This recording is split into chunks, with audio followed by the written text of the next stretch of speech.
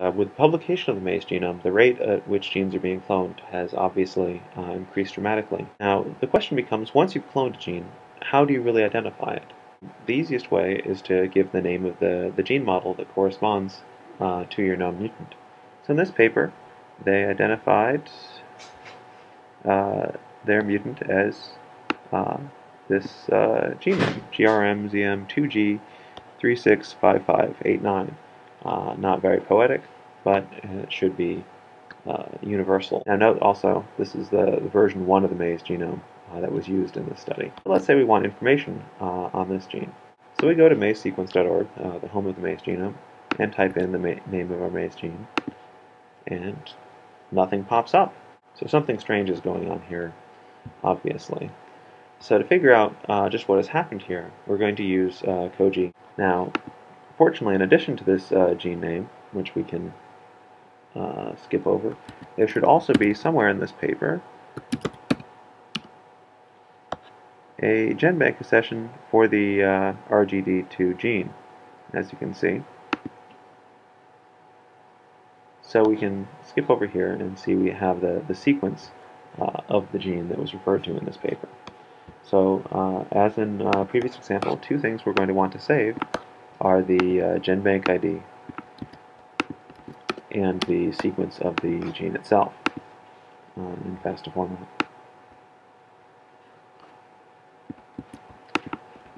So now let's fire up CoGe. As we type in CMAs, we can select various versions.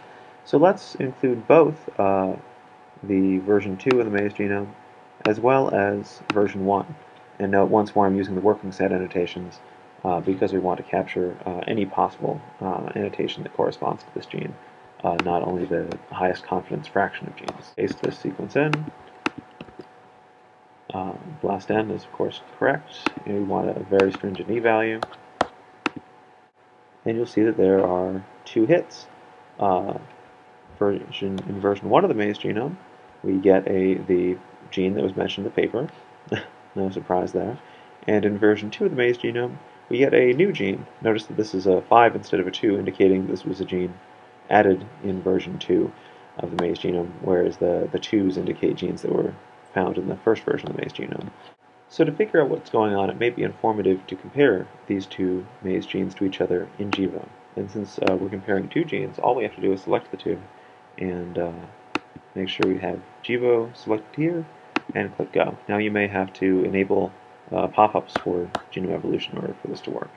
So let's run the analysis, and you can see that these definitely look like they are the same gene. Both the exons, non-coding regions of the gene, and up and downstream regions are all conserved at a very high percent identity. This is 99.5% identity. So clearly we're looking at the same gene.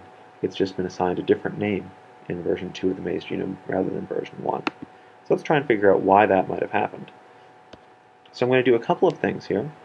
First of all, let me emphasize when you look at this, the score of this region is almost 900,000. So since we're going to be comparing identical regions of the maize genome, we can definitely increase our score threshold for what will be reported from 3,000 to 300,000. And all this will do is filter out lots of small hits as well as less similar hits, for example, between members of the same retrotransposon family, which become a major issue as you start comparing large regions of the maize genome. The other thing that we will do is switch from only looking 10 kb up and downstream of a gene to, let's say, 50 kb. And just entering this one box will change all 4 boxes at once. So we can get a sense of the broader context of where this gene is existing within the genome. Now, what you see here is that it looks like several different pieces of the genome have been inverted in version 2 relative to where they were in version 1. And these two contigs have clearly been merged. This sequence has been moved out, so that this piece now matches with that. And what we're seeing here is that the ordering and orientation of contigs did change a great deal from version 1 to version 2. Now, in version 2 there was a great deal more information to support the proper ordering of the contigs, so it's likely this is the correct arrangement and this was an incorrect arrangement. However, with the gene moving from the reverse strand below the dotted line to the forward strand above the dotted line, probably what happened is the people over at maizesequence.org didn't realize it was the same gene, or more accurately, their scripts didn't, so they assumed this was a new gene and assigned it a new gene name. So there you have it. Using CoGe, we've figured out both what happened to this gene, which was a cloned mutant, an interesting gene, as well as why the gene name changed from version 1 to version 2. This completes this tutorial.